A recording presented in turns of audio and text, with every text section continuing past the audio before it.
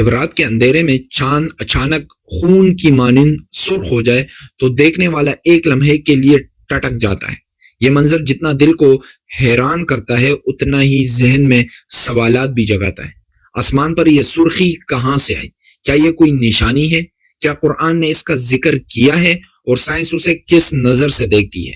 رواں سال مارچ 2026 میں ایک مکمل چاند گرہن واقع ہوا جسے پاکستان سمیت دنیا کے بیشتر حصوں میں دیکھا گیا۔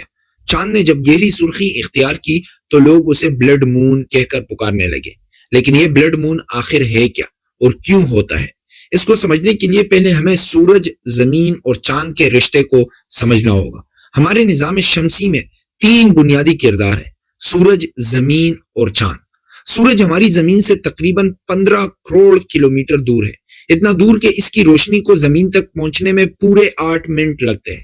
دوسری طرف چاند زمین سے محض 4 لاکھ کلومیٹر دور ہے، جو کائناتی پیمانے پر تقریباً ہمارے گھر کے باہر ہے۔ سائز کی بات کریں تو سورج کا قطر 14 لاکھ کلومیٹر ہے، زمین کا 13,000 اور چاند کا صرف 3,500 کلومیٹر۔ پھر بھی جب ہم آسمان کی طرف دیکھتے ہیں تو سورج اور چاند تقریباً ایک ہی سائز کے دکھائی دیتے ہیں، کیونکہ سورج بڑا ضرور ہے مگر بہت دور بھی ہے، اور چاند چھوٹا لیکن بہت قریب ہے۔ یہ قدرت کا ایک حیران کن توازن ہے، ایک میجرمنٹ ہے۔ ایک ضروری بات یہ بھی جان لے کہ چاند کی اپنی کوئی روشنی نہیں ہوتی، وہ سورج کی روشنی کو منعکس کر کے ہمیں چمکتا دکھائی دیتا ہے۔ جب کبھی سورج کی روشنی چاند تک پہنچنے سے رک جائے تو چاند گرہن لگتا ہے۔ یہ اس وقت ہوتا ہے جب زمین سورج اور چاند کے بالکل درمیان آ جاتی ہے اور اپنا سایہ چاند پر ڈال دیتی ہے۔ جب یہ سایہ پورے چاند کو ڈانپ لے تو اسے مکمل چاند گرہن کہتے ہیں۔ اب سوال یہ اٹھتا ہے کہ اگر سورج کی روشنی چاند تک نہیں پہنچتی تو چاند سیاہ ہو جانا چاہیے، سرخ کیوں ہوتا ہے؟ یہی سے بلڈ مون کی اصل کہانی شروع ہوتی ہے۔ دراصل سورج کی روشنی جب زمین کی فضا سے گزرتی ہے تو فضا روشنی کے مختلف رنگوں کے ساتھ مختلف برتاؤ کرتی ہے۔ نیلا رنگ بکھر جاتا ہے، اس لیے دن میں آسمان نیلا دکھتا ہے، جبکہ سرخ اور نارنجی رنگ کی روشنی فضا سے گزر کر مڑ جاتی ہے اور آگے بڑھتی رہتی ہے۔ یہی مڑی ہوئی سرخ روشنی چاند تک جا پہنچتی ہے اور چاند کو خون جیسا سرخ رنگ دے دیتی ہے۔ گویا زمین ایک عدسے کی طرح کام کرتی ہے جو صرف سرخ روشنی کو چاند کی طرف موڑ دیتی ہے۔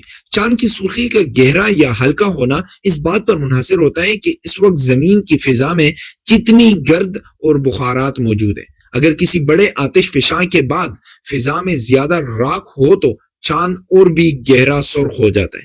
یہ منظر ہر کچھ سال بعد دیکھنے کو ملتا ہے، کیونکہ سورج، زمین اور چاند کا بالکل ایک سیدھ میں آنا ہر ماہ ممکن نہیں ہوتا۔ مارچ 2026 کے بعد اگلا بلڈ مون 31 دسمبر 2028 کو نظر آئے گا، یعنی جن لوگوں نے اسے دیکھا انہوں نے ایک نادر موقع غنیمت جانا۔ قرآن مجید نے اس پورے نظام کو ایک مختلف اور گہرے زاویے سے دیکھا ہے۔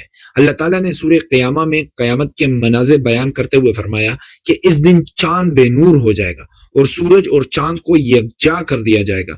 مفسرین نے اس آیت کی تشریح میں بتایا کہ جس طرح آج چاند گرہن میں چاند کی روشنی چند گھنٹوں کے لیے مان پڑتی ہے، قیامت کے دن یہ کیفیت ہمیشہ کے لیے طاری ہو جائے گی۔ وہ کائناتی نظام جو لاکھوں سال سے بے تکے چل رہا ہے، اللہ کے ایک اشارے پر ہمیشہ کے لیے رک جائے گی۔ سورہ شمس میں اللہ نے سورج، چاند، دن اور رات سب کی قسمیں کھائی ہے۔ یہ اس بات کی گواہی ہے کہ یہ سب اللہ کی عظیم نشانیاں ہیں۔ اور سورہ یاسین میں فرمایا کہ سورج اور چاند دونوں ایک حساب سے چل رہے ہیں۔ یہ آیت سائنسی طور پر بھی اتنی درست ہے کہ ماہرین فلکیات آج سے سینکڑوں سال بعد کے چاند گرہن کا وقت حساب لگا کر بنا سکتے ہیں۔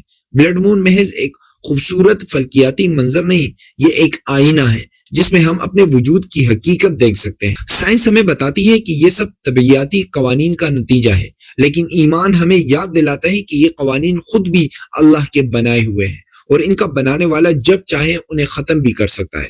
جب آپ اگلی بار رات کو چاند کو دیکھیں، چاہے وہ سفید ہو، پیلا ہو یا کبھی سرخ ہو جائے، تو یاد رکھیں کہ یہ وہی چاند ہے جس کے بارے میں قرآن نے صدیوں پہلے بتایا، جسے سائنس نے آج سمجھا اور جو ایک دن اللہ کے حکم سے ہمیشہ کے لیے بے نور ہو جائے گا۔